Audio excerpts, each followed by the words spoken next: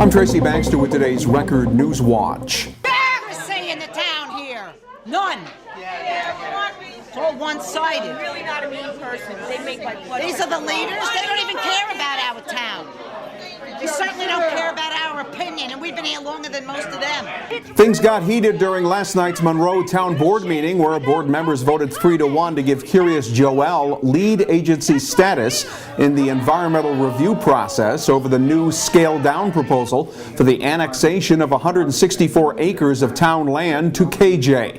The new annexation plan was put together as an option to the earlier 507-acre annexation request that had been submitted back in December. But the new 164-acre proposal and its passage by the town board without a public comment period prompted an angry response from residents at the meeting, including members of the group United Monroe.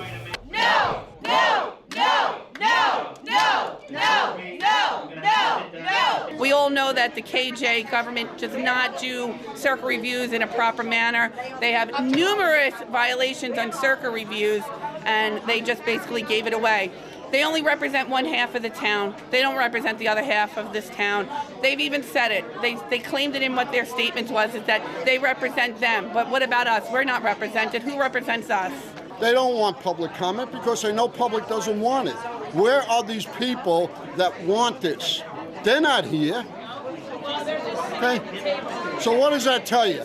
They're in their pockets. It's up to the state DEC to decide whether the Monroe Town Board or the Kiryas Joel Village Board will oversee the environmental review for the original 507-acre annexation request, or possibly Orange County. The DEC has delayed making a decision, which has put the original petition on hold. State police investigators say an autopsy's failed to provide information that can help them determine whether the shooting death of 44-year-old Bryant Furchak of New Windsor was a homicide, a suicide, or the result of an accident.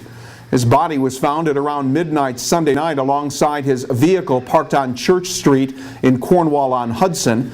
Furchak died from a single gunshot wound. The weapon believed to be used in the shooting belonged to Furchak and was recovered at the scene.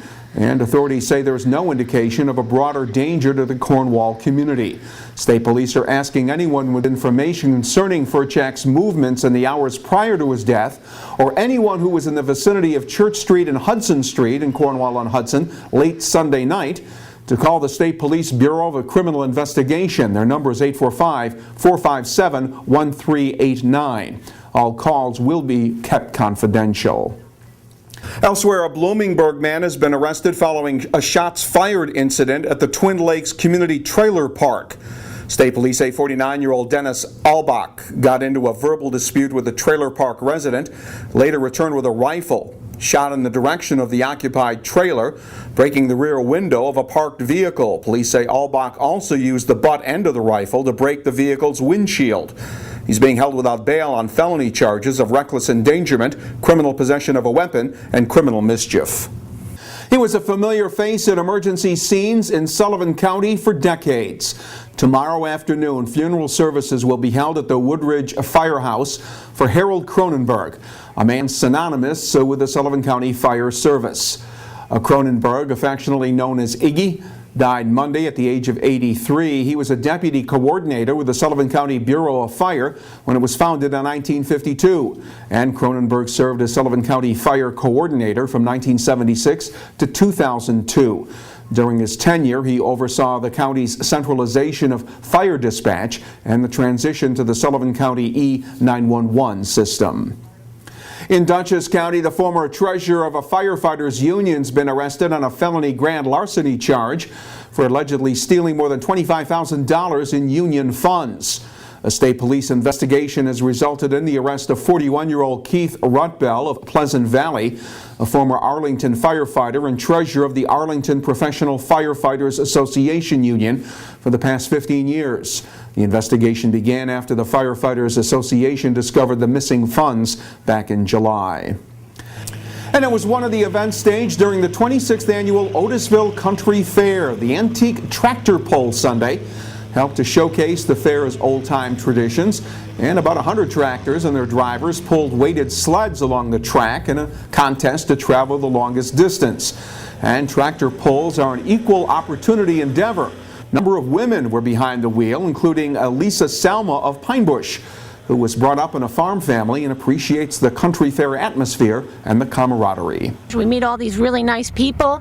You know, we never thought we'd be involved in this, and we just met, you know, like I said, all these people, and they're just so great, and they really love their heritage and their tractors and the area, and we just have a great time. It's nice that Otisville has this, right? I mean... Oh yeah, it's really wonderful. The fair gives us this opportunity to hold this tractor pull here, which, you know, they're kind of few and far between, but I'll tell you, whenever we go anywhere with our tractors, we stop to a diner and we have them on the trailer, everybody walks in, they say they sit down with us, they pull up a chair, they all have a story to tell us about an uncle or a grandfather and their farm, and it's been just really great for us. We just love it.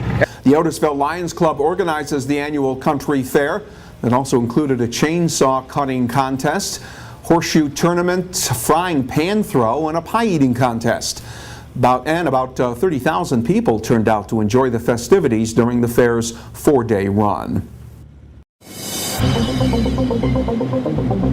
Today's sunshine will be replaced by the threat of rain tomorrow. Wednesday will be cloudy, humid, and hot. With late-day showers and thunderstorms likely, the highs Wednesday will get up around 90 degrees. Thursday should be partly sunny and not as warm, with temperatures topping out around 80 degrees. We'll get the news, features, and information to help start your day in the Times-Herald Record. And breaking news is always just a click away right here at Record Online. For Record Newswatch, I'm Tracy Baxter.